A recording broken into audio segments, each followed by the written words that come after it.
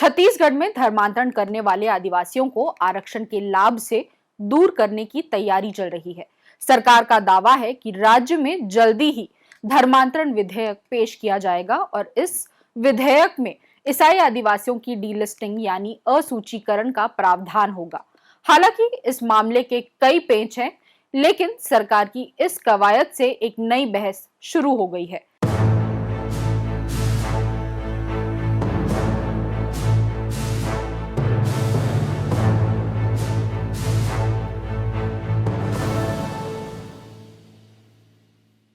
नमस्कार, जरूरी बात में आपका स्वागत है। पिछले विधानसभा चुनाव के समय एकाएक छत्तीसगढ़ में ईसाई आदिवासियों को अनुसूचित जनजाति की श्रेणी से बाहर करने की मांग तेज हो गई थी। 2023 में भाजपा और आरएसएस से जुड़े हिंदू संगठनों ने छत्तीसगढ़ में बस्तर से लेकर सरगुजा तक डीलिस्टिंग की मांग को लेकर कई बड़ी रैलियां की थी। इसके जवाब में ईसाई संगठनों ने भी कुछ इलाकों में प्रदर्शन किए थे, लेकिन चुनाव के बाद ये मामला शांत हो गया। लेकिन अब एक बार फिर राज्य भर में धर्मांतरण को लेकर चल रही बहसों के बीच सरकार ने कहा है कि वह धर्मांतरण करने वाले आदिवासियों को आरक्षण के लाभ से दूर करने का कानूनी प्रावधान लाएगी। प्रदेश में जब 5 साल कांग्रेस की सरकार थी, एक कार्यवाही धर्मांतरण पर नहीं होती थी। आज ये धर्मांतरण करते हुए पकड़े जा रहे हैं, उन पर कार्यवाहियां हो रही है और कड़ा कानून हम बनाने की दिशा में बढ़ गए हैं। और जो मौजूदा कानून है, उस कानून पर धर्मांतरण, अवैध धर्मांतरण करने वालों के खिलाफ लगातार कार्रवाई हो रही है, इसलिए मामले उजागर हो रहे हैं। आपके समय में तो कार्रवाई होती ही नहीं थी, क्योंकि आपका खुला संरक्षण और खुली छूट थी। अधिकारियों ने चिट्ठी लिखकर इस बात को स्वीकार किया था, चाहे वो कमिश्नर हो, एसपी हो। राज्य सरकार, कांग्रेस पार्टी ने खुली छूट दे रखी थी धर्मांतरण के लिए, और इसलिए ना कोई कार्रवाई होती थी, ना कोई मामले उजागर हो रहे थे। और पूरे प्रदेश में खुलेआम धर्मांतरण हो रहा था। आज धर्मांतरण के मामले निकल कर आ रहे हैं, इसलिए क्योंकि कार्रवाई हो रही है।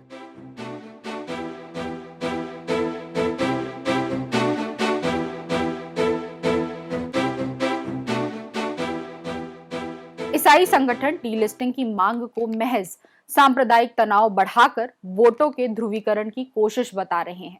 दूसरी ओर आदिवासियों का यह भी मानना है कि डीलिस्टिंग से आदिवासियों की ताकत ही खत्म हो जाएगी। धर्मांतरण करने वाले आदिवासियों को अगर आरक्षण के दायरे से बाहर कर दिया गया तो आदिवासियों की संख्या को कम बताकर आदिवासियों को मिलने वाले आरक्षण, वन अधिकार, 5वीं 6वीं सूची का इलाका व उससे संबंधित अधिकार और panchayat extension in scheduled area जैसे अधिकारों को हमेशा हमेशा के लिए खत्म करके आदिवासियों को हाशिए पर डाल दिया जाएगा। लगभग 3 करोड़ की आबादी वाले छत्तीसगढ़ में आदिवासियों की जनसंख्या 32% के आसपास है। 2011 की जनगणना के अनुसार राज्य में मुस्लिम आबादी 2.2% और ईसाई आबादी 1.92% थी। इसी तरह राज्य में सिख आबादी 0.27, बौद्ध आबादी 0.28 और जैन आबादी 0.24% थी। आदिवासी समाज की गणना में पिछले 70 सालों से गड़बड़ियां हो रही हैं, इसलिए आदिवासियों की धार्मिक और सांस्कृतिक पहचान को लेकर असमंजस की स्थिति बनी हुई है। दस्तावेज बताते हैं कि 1891 में जब जनगणना की गई थी, तब आदिवासियों को फॉरेस्ट ट्राइब की श्रेणी में रखा गया था। 1901 में इसे बदलकर एनिमिस्ट यानी प्रकृतिवादी कर दिया गया। 1911 में फिर इसे बदला गया और इस श्रेणी को ट्राइबल एनिमिस्ट का नाम दिया गया। 10 साल बाद यानी 1921 में इसे हिल एंड फॉरेस्ट ट्राइब में बदल दिया गया। 1931 की जनगणना हुई तो आदिवासियों को प्रिमिटिव ट्राइब के दायरे में रखा गया और 1941 में ये महज ट्राइब्स रह गया। 1951 में जब जनगणना हुई तो आदिवासियों वाला कॉलम ही हटा दिया गया। कुछ आदिवासी हिंदुओं की श्रेणी में आ गए तो कुछ ईसाइयों की और कुछ प्रकृतिवादी। कई आदिवासियों ने ईसाई धर्म अपना लिया। तब भी आरक्षण के लाभ पर फर्क पड़ने की आशंका में उन्होंने धर्म की श्रेणी में अपने को ईसाई बताने से परहेज किया। ये स्थिति अब भी बनी हुई है। यही कारण है कि झारखंड जैसे राज्य भविष्य में होने वाली जनगणना में सरना कोड को धर्म वाले कॉलम में शामिल करने की मांग कर रहे हैं। बहरहाल हम लौटते हैं धर्म बदलने वाले आदिवासियों को आरक्षण के दायरे से बाहर करने की कवायद पर।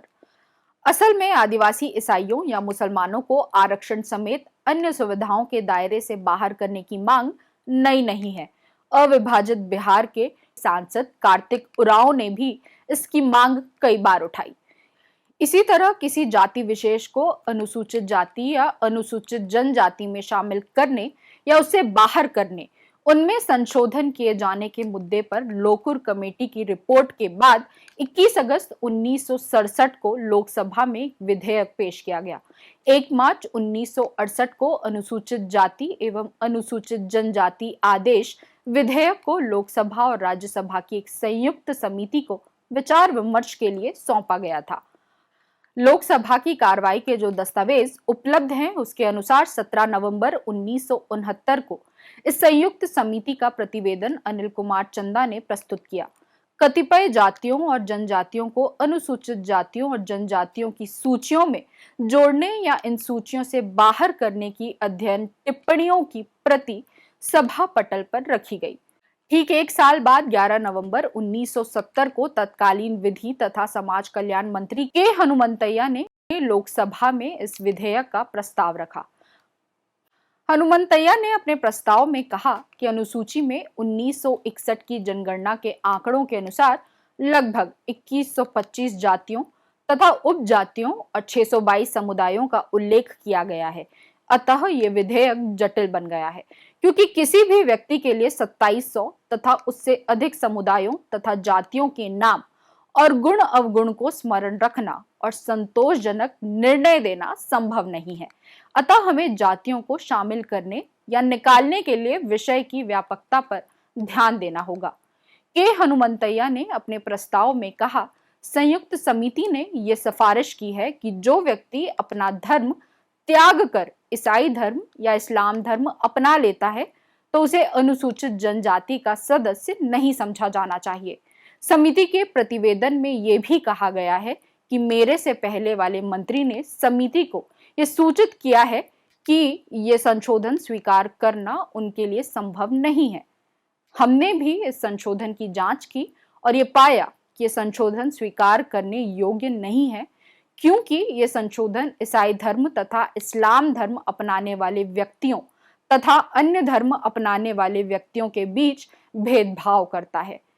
इसके बाद जातियों को सूचियों में जोड़ने या उन्हें हटाने या उन्हें किसी भी रूप में संशोधित करने को लेकर आर.एस. अरुमुगम, प्रताप केसरी देव, D. Basumatary, Ram Singh Ahirwar, MJ. Uikey, Shiv Chandra Jha, KM. Kaushik, Om Prakash त्यागी, बी. शंकरानंद, सी.एम. केदरिया, कार्तिक उरांव, रघुवीर सिंह शास्त्री, बी.पी. मंडल, जे.एन. प्रामाणिक, जी.वाई. कृष्णन, हिम्मत सिंह, ए.के. किस्कू, शिवाजी राव देशमुख समेत दर्जनों लोगों ने कई दिनों तक अपना पक्ष रखा।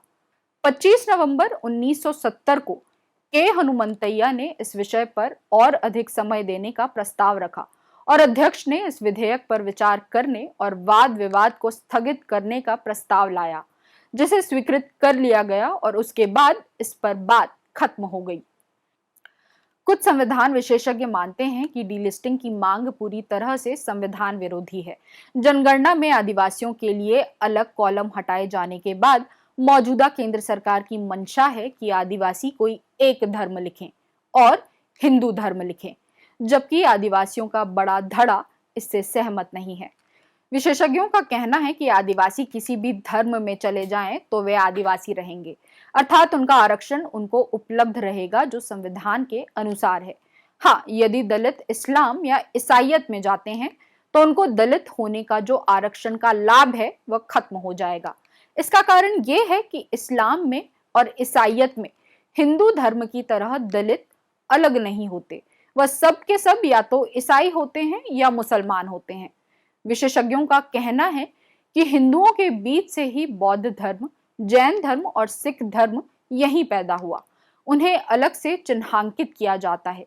आदिवासी तो यहाँ के मूल निवासी हैं। आदिवासी का तो अलग से चिन्हांकित किया ही जाना चाहिए।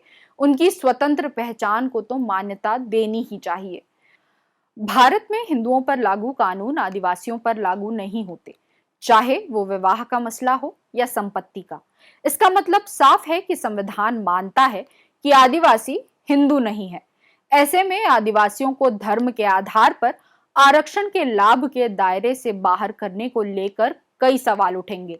जाहिर है छत्तीसगढ़ में धर्मांतरण विधेयक जब पेश होगा तब होगा, लेकिन डीलिस्टिंग को लेकर शुरू हुई चर्चा बताती है कि छत्तीसगढ़ में धर्मांतरण, आरक्षण और आदिवासी अभी बहस के केंद्र में बने रहेंगे। जरूरी बात में फिर होगी बात।